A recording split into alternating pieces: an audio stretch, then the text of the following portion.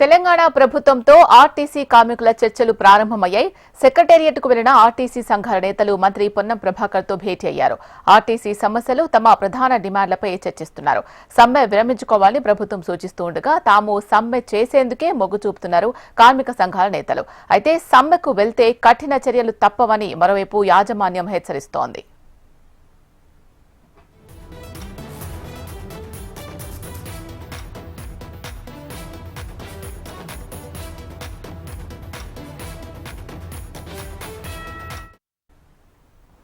తెలంగాణ ప్రభుత్వంతో ఆర్టీసీ కార్మికుల చర్చలు ప్రారంభమయ్యాయి. దీనికి సంబంధించి మరింత సమాచారం మా ప్రతినిధి ఆర్కేని అడిగి తెలుసుకుందాం. ఆర్కే, చెప్పండి, కార్మికులు ఏం డిమాండ్ చేస్తున్నారు? కఠిన చర్యలు తప్పవని ప్రభుత్వం హెచ్చరిస్తున్న నేపథ్యంలో వాళ్ళు ఎటువంటి డెసిషన్ తీసుకునే అవకాశం ఉంది?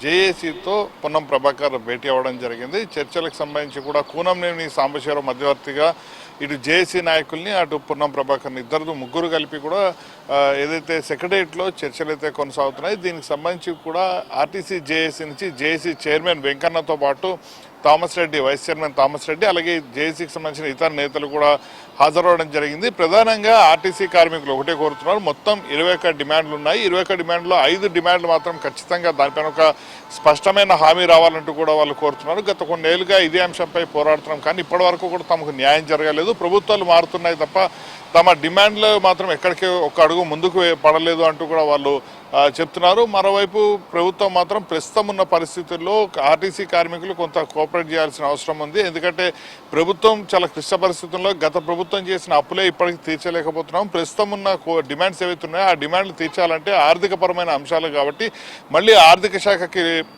లేఖ రాయాల్సి ఉంటుంది. ఎంత మొత్తం బడ్జెట్ భారం ఎంత పడుతుంది, ఎందుకంటే 40,000 మంది ప్రభుత్వ ఉద్యోగులుగా మారుతారు కాబట్టి వాళ్ళకి సంబంధించిన బడ్జెట్ ఎంతవరకు భారం పడే అవకాశం ఉంది. వీటన్నిటిపైన కూడా ఆర్థిక శాఖ నుంచి కొంత స్పష్టత రావాల్సి ఉంటుంది. వీటన్నిటిపైన కూడా స్పష్టత వచ్చిన తర్వాత మాత్రమే ఏదైనా హామీ ఇచ్చే అవకాశం ఉందనేది ఇటు ప్రభుత్వ వర్గాల వాదన. ఆర్టీసీ జేఏసీ మాత్రం ఖచ్చితంగా తమ డిమాండ్లు నెరవేర్చాల్సిందే. అందులో ముఖ్యంగా కార్మిక సంఘాలకు సంబంధించిన ఎన్నికలు ఏవైతే ఉన్నాయో అవి 2018లో ఆగిపోయాయి. అప్పటి నుంచి కూడా అప్పటి ప్రభుత్వం కూడా దీన్ని నిర్వహించలేదు. మొత్తం సంఘాల గుర్తింపు రద్దు చేయడం జరిగింది కాబట్టి మళ్ళీ సంఘాలు ఖచ్చితంగా ఆర్టీసీలో ఉండాలి అనేది ప్రధాన డిమాండ్గా వాళ్ళైతే చెబుతూ వస్తున్నారు. మరోవైపు ఇటు ప్రభుత్వ ఉద్యోగులుగా గుర్తించాలి, డిఏలు టీఏలు ఏవైతే ఉన్నాయో అవన్నీ కూడా పెండింగ్లో ఉన్నాయి, వాటన్నిటిని కూడా క్లియర్ చేయాలంటూ కూడా చెప్తూ వస్తున్నారు.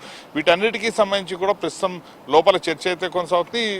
ఈ చర్చకు సంబంధించి కూడా ఈ డిమాండ్ల పైన ఇటు ప్రభుత్వం ఏ విధంగా రెస్పాండ్ అవుతుంది, ఎందుకంటే ఇప్పుడు ప్రస్తుతం ఆర్టీసీ జేఏసీకి సంబంధించిన డిమాండ్లు అన్ని విన్న తర్వాత సీఎంని కలవబోతున్నారు పొన్నం ప్రభాకర్ సీఎంని కలిసిన తర్వాత సీఎం నుంచి ఎలాంటి రెస్పాన్స్ వస్తుంది దానిపైన మాత్రం ఆ తర్వాత మాత్రమే ఒక నెక్స్ట్ స్టెప్ తీసుకునే అవకాశం ఉంటుంది. మరోవైపు ఇటు ఆర్టీసీ యాజమాన్యం కూడా కార్మికులకు చాలా స్పష్టంగా చెప్తూ వస్తుంది.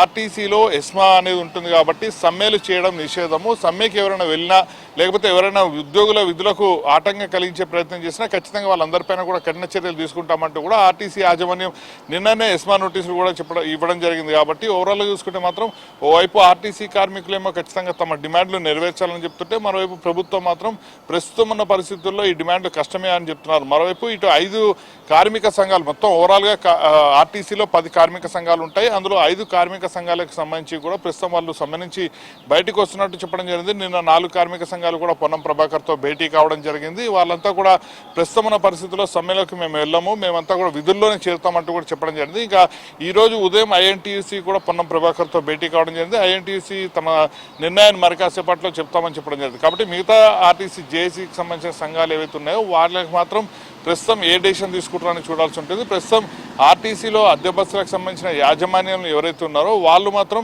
ప్రభుత్వానికి పాజిటివ్గా ఉన్నట్టే 2,800 బస్సులు వాళ్ళు ఉన్నాయి కాబట్టి అవన్నీ కూడా రోడ్డు ఎక్కే అవకాశం ఉంటుంది. సో ఓవరాల్గా రేపు సమ్మెలోకి వెళ్ళే పరిస్థితి వచ్చినా కూడా కొంత సిటీలోనే ఇబ్బందికర పరిస్థితులు తలెత్తాయి కాబట్టి దానికి ఆల్టర్నేటివ్ ఏంటి అనే దానిపైన కూడా ప్రభుత్వం ఇప్పటికే ఒక ఆల్టర్నేటివ్ కూడా సిద్ధం చేసి పెట్టుకోవడం అయితే జరిగింది. కానీ ప్రభుత్వం మాత్రం ఒక ఆశాభావాన్ని వ్యక్తం చేస్తుంది. ఈరోజు సమ్మెకి సంబంధించి ఆర్టీసీ కార్మిక సంఘాలు ఏవైతే సమ్మె నోటీస్ ఇచ్చాయో వాటిని ఉపసంహరించుకుంటాయి అనే భావనలు అయితే వాళ్ళు ఉన్నారు.